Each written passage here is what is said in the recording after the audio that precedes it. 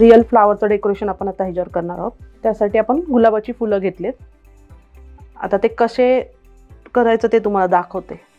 तर आपण ह्याला कट करून घेणार आहोत. आता आपण ह्याला फॉईल पेपर लावून पॅक करून टाकणार आहोत.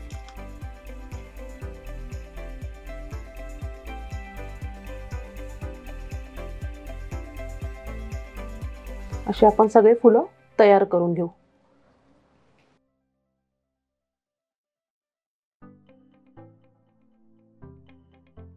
आता आपण ही फुलं ह्याच्यामध्ये लावून घेणार आहे.